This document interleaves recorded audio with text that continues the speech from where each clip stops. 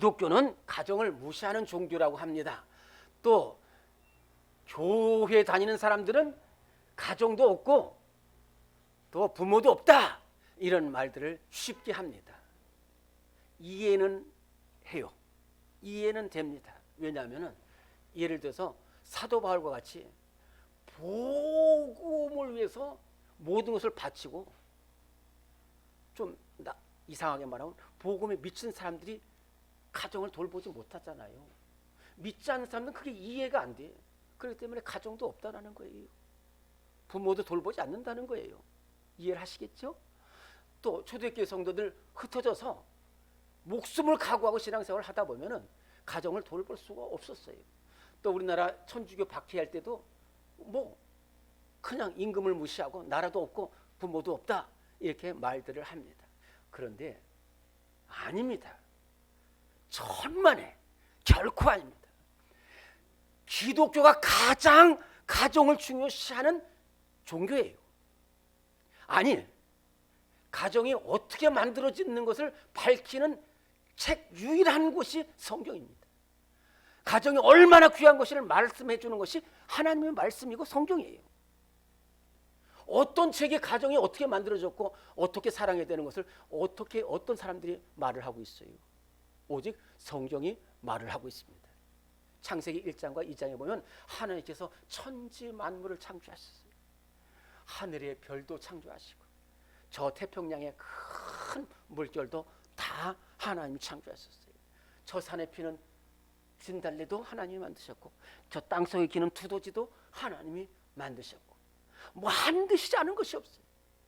그런데 하나하나가 너무너무 신기하고 놀랍고 귀한 것이더래요. 그런데 그거 다 빼고도 또 하나 신비한 것이 뭐냐면 사람을 창조하신 거예요. 사람을 얼마나 묘하게 창조했는지. 여러분들, 사람이 얼마나 귀한 건지는 아파 보면 압니다. 귀 하나 아파도 귀가 얼마나 귀한 것이고, 눈썹 하나 아파도 얼마나 귀한 것이, 다리 하나 불편해도 얼마나 귀한 것인지를 알게 돼요. 하나님이 사람을 창조하셨어요. 근데 더 신비한 것은 뭐냐면 영혼을 주셔서 영혼. 또 남자를 창조하시고 튼튼하고 멋있고 굳건한 남자를 주셨는가 하면 섬세하고 부드럽고 연약한 정서적인 여자를 또 만들어 주셨어요. 그것만 해도 신기하는데 또 어떻게 만드셨느냐? 남자의 갈비 잠들게 하셔가지고 남자의 갈비뼈를 빼가지고 여자를 만드셨어요. 따로 만든 게 아니에요. 남자의 몸에서 빼가지고 여자를 만드셨어요. 그래서 우리는 남자다 여자다 이렇게 구분하는데, 히브리어로는 남자는 이쉬라고 하고 여자는 이쉬에서 나왔다고 해서 이샤라고 합니다. 그래가지고 남자와 여자가 한 마음 되고 한 몸 되게 하셨어요. 이거 생각하면은 얼마나 신비한지 몰라요. 그런데 이제는 남자와 여자가 한 가정을 이루고 자녀들을 낳았습니다. 이것이 가장 기본 단위예요. 그리고 이 가정은 막 돈 500만 원 벌기 위해서 모인 단체가 아니에요. 내가 국방부 장관 되기 위해서 모인 곳이 아니에요. 사랑으로 하나 되고 기도로 하나 되는 가정을 하나님께서 만들어 주신 거예요. 그런데 이 가정이 천국이 될 수도 있고 지옥이 될 수도 있어요. 저는 많은 결혼 추례를 했는데 제가 결혼 추례할 때마다 이 말씀을 드립니다. 신랑 신부에게. 무슨 말씀을 드리냐면은 이제는 너희 두 사람이 책임자다. 너희 두 사람이 천국을 만들 수가 있고 너희 두 사람이 지옥을 만들 수도 있다. 그렇게 저는 말을 하고 있습니다. 오늘 우리 사랑하는 성도들은 어떤 가정을 이루어야 되겠습니까? 오늘 이 시대가 얼마나 폐역한지 몰라요. 얼마 전에 여러분들 봤죠? 한 남자가 어머니를 모시고 살고 아들을 데리고 사는데 어머니를 죽였고 아들도 살해해버렸어요. 무슨 이유인지 저는 잘 모릅니다. 그러나 한 가지 분명한 사실은 그 가정은 하나님을 떠난 가정이에요. 잘못된 가정이에요. 어둠의 가정, 지옥 같은 가정이 아닐 수가 없어요. 또 요즘 얼마나 음란하니 합니까? N본방, 박사방, 이름도 알 수 없는 것들인데 20대의 젊은이들이 그 음란 사이트를 전국에 유포하고 있는 이러한 시대에 살아가고 있어요. 오늘 이러한 시대를 살아가는 우리 성도들의 가정이 어떠한 가정이 되어야 되겠습니까? 하나님을 떠나면 지옥 같은 가정이 되는 거예요. 그러나 하나님을 붙들면 복 받는 가정이 되게 될 줄로 믿습니다.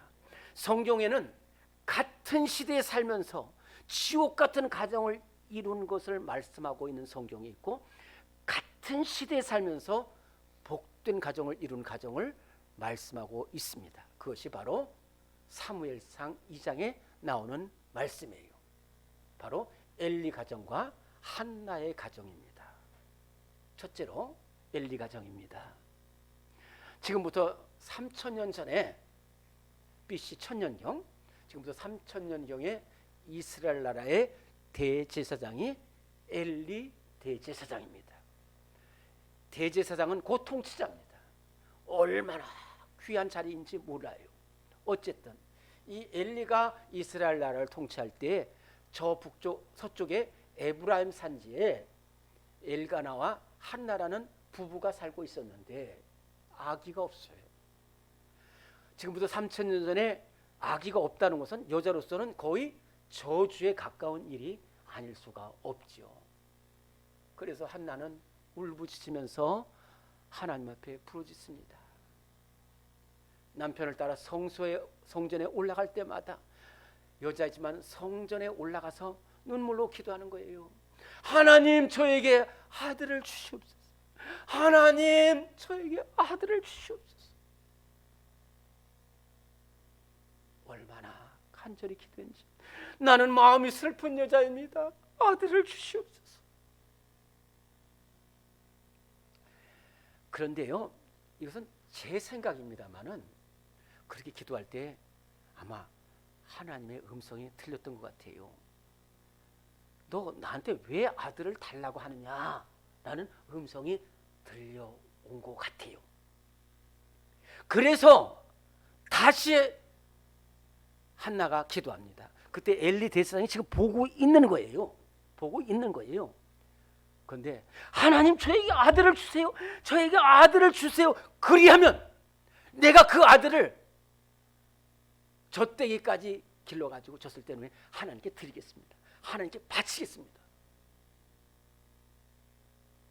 그랬는데 하나님이 그 기도를 들으셔서 아들을 주셨어요.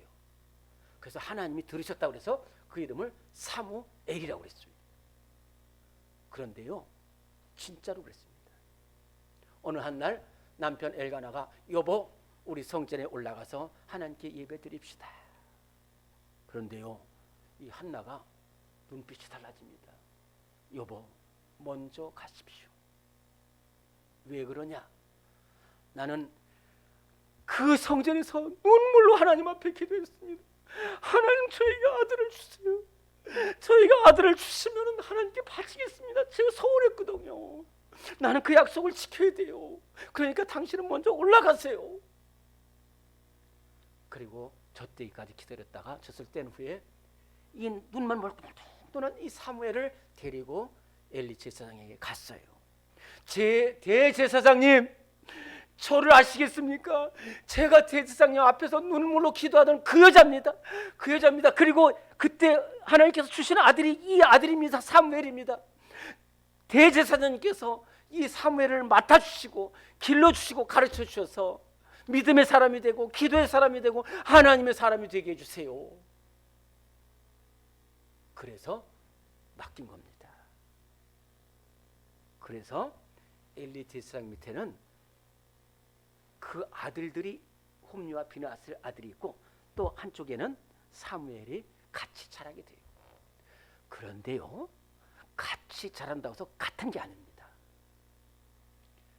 이 엘리 제사장과 그 아들들은 어둠의 영이 임해가지고 지옥 같은 가정이 되고, 한나와 사무엘 가정은 귀한 가정이 됐어요.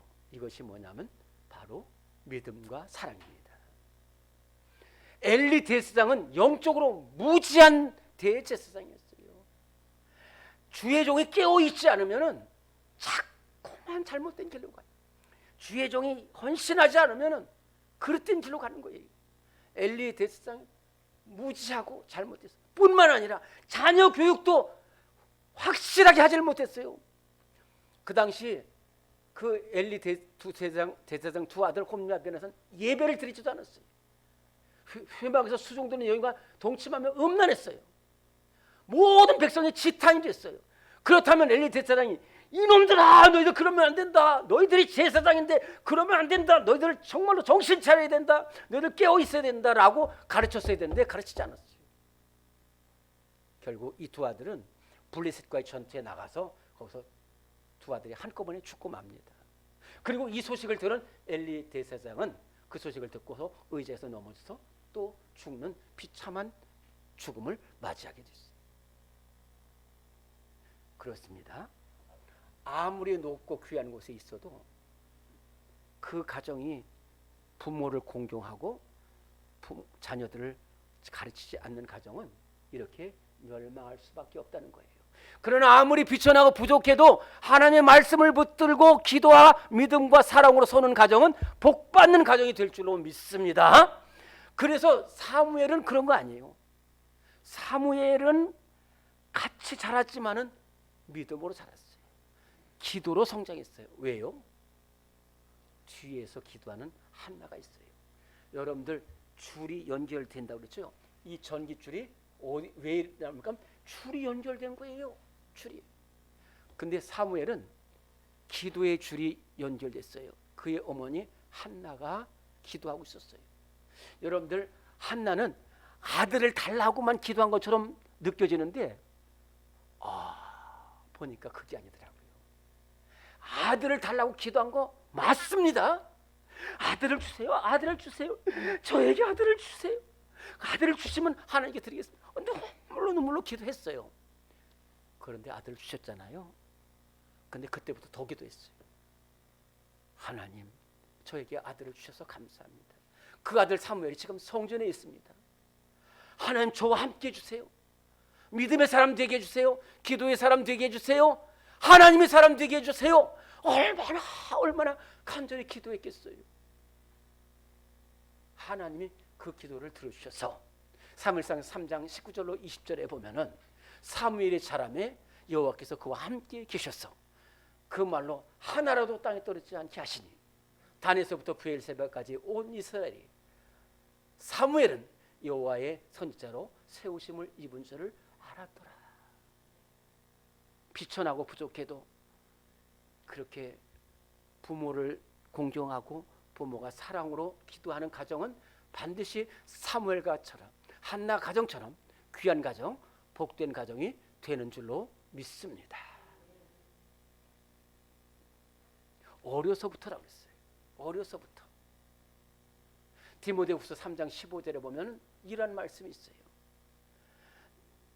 사도 바울이 디모데에게 보낸 마지막 편지에서 네가 어려서부터 성경을 알았나니 라고 했습니다. 무슨 말입니까? 디모데가 어려서부터 성경을 알았어요. 어머니 유니게로부터 성경을 받았는데 어머니 유니게는 또 그의 어머니 외할머니 로이스로부터 어머니 유니게로부터 디모데에 이르기까지 이렇게 어려서부터 성경으로 자랐기 때문에 디모데가 일평생 사도 바울의 동역자가 됐을 뿐만 아니라 너 하나님의 사람아 라고 말한 것처럼 하나님의 사람이 되었다 하는 것입니다. 또 그런가 하면 극적인 가정이 있어요. 누구냐? 모세. 모세는 강가에 버려진 아들이었어요.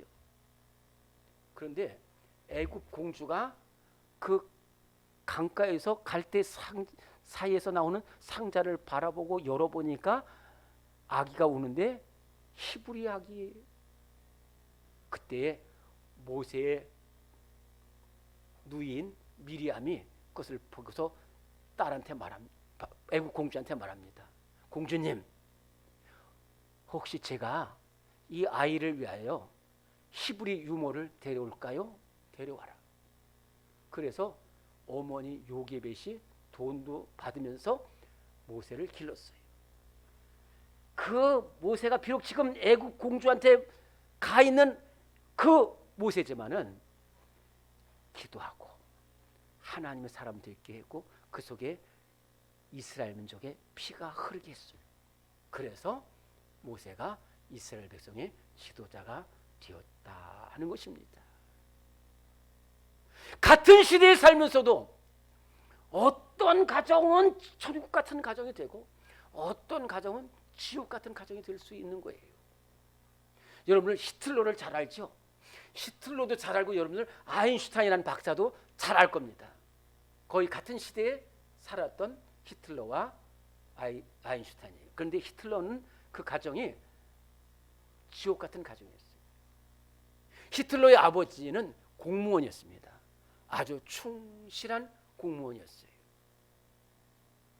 그런데 아버지는 밖에서는 충실한 공무원인데 집에서는 폭군이었어요. 술 먹고 부인을 때리고 아이들에게 매질을 하는 그러한 아빠였어요. 아버지였어요. 히틀러는 어렸을 때부터 공포에 떨기 시작했고 증오심을 갖게 됐어요. 두고 보자. 그래서 히틀러가 나중에 나치 정권을 세우고 나서는 자기가 증오하는 모든 사람들을 죽여버리고 특별히 유대인은 600만이나 되는 유대인을 학살하는 일을 벌이게 됐어요. 지옥 같은 가정에서 자란 사람이 이 지옥 같은 열매를 맺는다는 거예요. 그런데요, 여러분 아인슈타인 잘 알죠? 아인슈타인이 고등학교 때 공부를 잘 못했나 봐요. 그리고 담임 선생님 생활기록부에 이렇게 기록해놨어요. 그래가지고 아인슈타인에게 줬어요. 참 너무 솔직하게 써놨어요. 뭐라고 써놨냐면 이 학생은 어떠한 공부를 해도 성공할 가능성이 없음. 이것을 가지고 어머니한테 가는데 이 어머니는 이것을 들고서 이렇게 말합니다. 아인슈타인아, 걱정하지 마라. 너는 남과 같아지려고 해서는 안 된다. 너는 남과 다른 사람이다. 그리고 너는 남다른 특별한 은혜가 있다. 너는 그것을 잘 살리면은 너는 훌륭한 사람이 될 것이다. 얼마나 귀한 말이에요. 그래서 이 아인슈타인이 힘을 얻어서 정말로 아인슈타인이 되고 세계를 이렇게 정말로 과학을 이끄는 훌륭한 사람이 되었다 하는 것입니다. 여러분들 자녀들은 오늘 말씀하고 있습니다. 우리 다시 한번 에베소서 6장 1절부터 4절까지 말씀을 다시 한번 같이 봉독하겠습니다. 시작. 자녀들아 주 안에서 너희 부모에게 순종하라. 이것이 옳으니라. 내 아버지와 어머니를 공경하라. 이것은 약속 있는 첫 계명이니 이로써 내가 잘되고 땅에서 장수하리라. 또 아비들아 너희 자녀를 노엽게 하지 말고 오직 주의 교훈과 훈계로 양육하라. 이 말은 뭐냐면 자녀들은 주 안에서 부모님께 순종하라고 하였습니다. 부모들은 사랑과 기도와 하나님의 말씀으로 자녀들을 잘 양육하라는 말씀입니다. 여러분들 잘 아는 록펠러, 제가 2년 전에도 이 말씀을 많이 드렸고 또 지난해에도 이 록펠러 10계명에 대해서 말씀을 많이 드렸어요. 어렸을 때 어머니께서 록펠러에게 준 10계명인데 록펠러가 이것을 잘 따르다가 나중에는 잘못된 길로 걸어가서 이제는 병들어 죽게 되는 어려움을 겪게 됩니다. 53세라는 젊은 나이에 죽음을 앞두고 온 세계가 록펠러의 죽음을 바라보고 있었을 때에 이 말씀이 생각이 났어요. 그래서 다시금 하나님을 섬기고, 그리고 교회에 나와서 제일 앞좌석에서 은혜를 받고 11조 드리고 선한 일에 힘쓰고 선한 사업에 힘쓰다 보니까 다시금 건강을 얻어가지고 그 뒤로 40년, 즉 93세에 하나님의 부르심을 받기까지 교회를 세우고 병원을 세우고 학교를 세우는 복된 일을 하게 됐어요. 오늘 말씀합니다. 자녀들아, 주 안에서 너희 부모를 공경하라. 이로써 네가 잘되고 땅에서 장수하리라. 너무너무 귀한 사명을 감당하고 또 땅에서 장수하는 축복을 받았다 하는 것입니다. 사랑하는 성도 여러분, 오늘 이 시대가 얼마나 폐역한 시대인지 모릅니다. 얼마나 음란하고 폭력이 난무하는 이러한 어두운 시대인지 모릅니다. 그러나 엘리 가정처럼 지옥이 아니라, 히틀러 가정처럼 지옥 같은 가정이 아니라 한나와 사무엘과 같은 가정, 모세와 같은 가정, 디모데와 같은 가정, 링컨 같은 가정, 록펠러 같은 가정 만들어서 하나님 주시는 복과 은혜를 누리며 살아가는 복된 가정들이 다 될 수 있기를 간절히 바랍니다.